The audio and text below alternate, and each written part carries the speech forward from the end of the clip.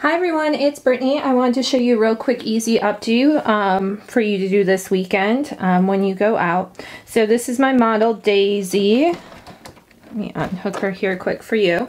So with Daisy, I did a horseshoe part around her head. I kind of covered it up with the ponytail. So on your own head, basically a horseshoe part is where you take your comb and you go all the way around the top of your head. So you're trying to get that front section. And then you want to go ahead, just spin it around, clip it up with a hair clip. And then since this is a mannequin head, it doesn't really work the same as real hair, even though it is human hair because it's sewn in. So this one's not that great of quality, so there's like a ton of bald spots and funkiness. But on your own hair, it'll be a lot easier. So just go ahead and put up your hair in a ponytail. Don't worry about all the little flyaways. We'll take care of that when we're done. So once you have your hair in the ponytail, you want to go ahead and braid it. So get that base nice and tight. And her hair, despite all the deep conditioning, and I just cut her this morning, poor Daisy doesn't have hair in that great of condition. So what we're going to do with this is we're just going to braid it like so. And you don't want it to be super tight. See, it's a little bit of a looser braid. And then what you do is you go ahead and you take a little tiny section. I'll zoom in a little bit more with the camera. Right there. And this is going to be kind of like your thread. So you want to kind of think of it as like almost like a slip knot. So you want to pull it up. Just go slow. I mean, this is a mannequin, so she can't complain. You know, she's not going to cry or anything no matter how hard I pull. But, you know, on your own hair, you want to be gentle. So you kind of want to massage it out. So you're going to use this to create a really cute bun.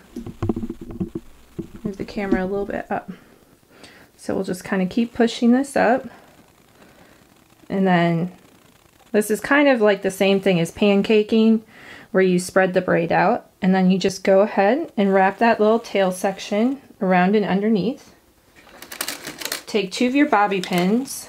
And most important thing with the bobby pins, there we go, is you don't want to pry them open, because when you pry them open, you actually don't get, like when you put them in the hair like this, you don't get as good of a grip. So you actually want to keep them closed, and you want to make an X with your bobby pin. So I'm going to go ahead and slide this one in here, right where that end of the hair is.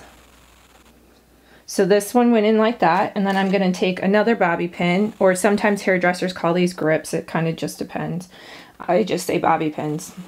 Maybe I'm old school. But then you want to go ahead and kind of weave your bobby pin in and make sure they cross each other. So there's your foundation of your updo right there. Zoom out a little bit so you can see it kind of has that really cool thing. What I do with a lot of my bridal clients, instead of curling their hair, I actually use the same braiding technique and then just kind of put it out like that. Her hair is very, very broken. Like I said before, she's not the greatest mannequin. So when you do your own hair, it won't look quite so, hopefully your hair is not as broken as hers. So there's a lot of flyaway action going on here, but just kind of stay focused. All right, so now we're gonna do the top piece. So she happens to have a lot of hair on top of her head. So it kind of depends. Everyone's hair is different. For me personally, let me loosen her up so I can turn her. For me personally,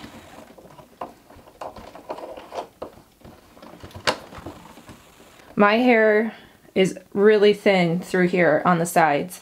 With my lupus and stuff like that. So I have a little bit more hair up here, but most of my hair is in the bulk of my head back here. So everyone's different. Everyone's hair has a different density to it.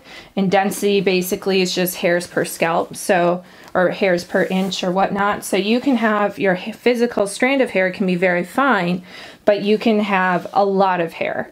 So otherwise you can have very thick strands of hair and then have very low density, meaning you don't have that many hairs per square inch. So this front piece, we're just going to take it like so. We're going to bring it over here and we're going to do another braid. And I'm just keeping these like simple, your classic 3-strand braid. just because this is supposed to be something easy You know, you don't want to take a lot of time doing it, but you want to have a really cool effect. So we're going to go this way. So you kind of want to, before you start braiding, you don't want to start braiding up here. You want to braid in the direction that your hair is going. So let me twist her up a little bit more. Tighten her so she doesn't spin around. And same thing with last time is you want to keep this a little bit loose too. Just keep brushing your hair, make sure everything's going kind of in the way you want it to go. So I'm actually going to start up a little bit higher with her. So I'm going to take this little section out. And this will be kind of like my first part of the braid. Hopefully y'all can see that okay. I just angle her hair downward like that. It's a little bit harder to see on brown hair since she is a brown haired mannequin, but okay. Get my comb. Always use a comb for your sections too. You want to make sure, like, that's the biggest thing I can tell you to get more professional looking results is keep combing. Comb your hair before you curl it. You know, be very precise in your sectioning, all those types of things.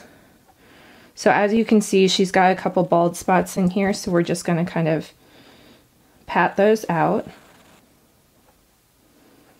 And we're going to grab this piece. So again, we're holding it very loosely. Now this is starting a little bit like a French braid, just because I'm picking up sections. So, but the great news is since it's a ponytail base, you know, even if you have to kind of redo the front part a few times, overall it's still not going to take you that long, unless of course you have to blow dry or something. Okay, so we got that piece in, and then let's just pick this up underneath for that section. Okay, so we got everything picked up. I'm actually gonna, there's some weirdness going on here. See, there's these two little extra strands. So we're gonna make sure we put these over here. Fantastic. Okay. So we're just gonna keep braiding. And remember, very loose, because we're gonna do the kind of like the same thing that we did last time.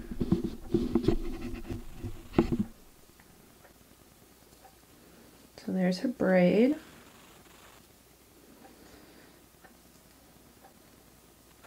Okay, so we got the end. So we want to take our little chunk once again, a little tiny, you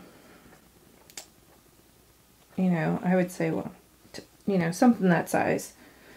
And then we're just going to start pulling up. So see, we're getting kind of like the ripple action here. So we just kind of want to massage that all the way up. Kind of up in here. You know, this is supposed to be kind of more of a loose updo.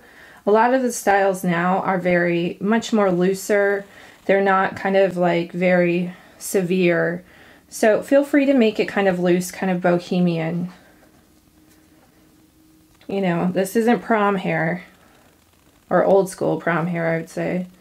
So then you just kind of keep pulling, and you see you kind of get that really pretty texture. Turn the camera and zoom in for you so y'all can see it a little bit better, but you get that really nice texture. Okay, so now that we kind of got this the way we want it, we're going to go ahead and take that over and around. Now if your hair is longer, you'll actually wrap up and around. Her hair was longer, but I had to cut her because it was 4 inches of nothingness. So same thing before, take your bobby pin, stick it in the scalp, push it down.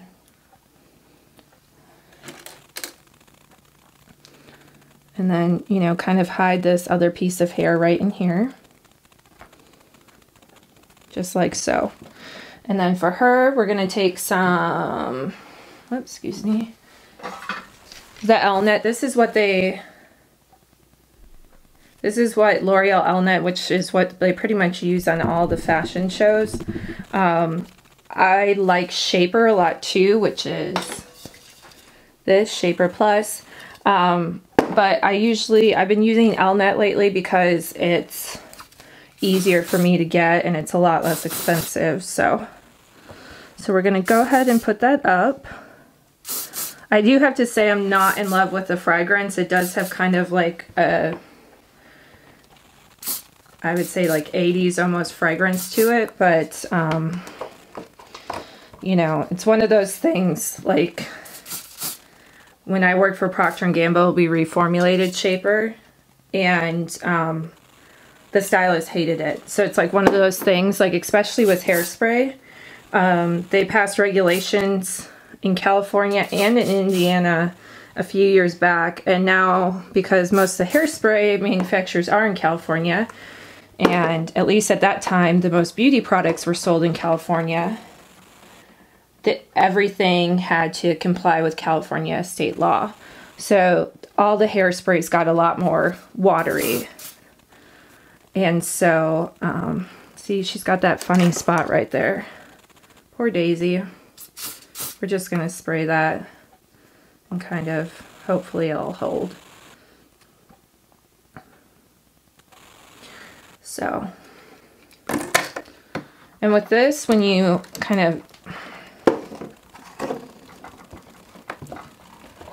just rocking and rolling. When you're spraying, you kind of want to just spray in the angle that you want the hair to go in, because that kind of helps to lay it down too. And try to spray it a little bit farther away. Like up here I sprayed it pretty close. You don't want to do that. And then another thing you can do is you can take these little mascara wands that you can buy on eBay or Amazon, or if you go to Sally Beauty Supply. If you're in Texas, I think H-E-B might have them. And then you can spray this with your hairspray and just kind of comb it back like that too. It also works for shaping your eyebrows. I actually do that a lot as well too. It's just using a little bit of hairspray on a mascara brush. So there's her little updo. So I'll take her off so you guys can see it. So there's the braid right there. So up in front, you know, she has kind of, it's where the hair is sewn. So if you get in real close, you can see. I'm trying to...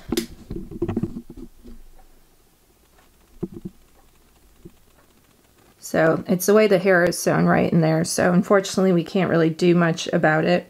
But on your own hair, if you wanted to add a little bit more volume, you could back comb this whole area. And then the braid just simply wraps around. And then that's what it looks like from the back. So it's a really fun, easy updo.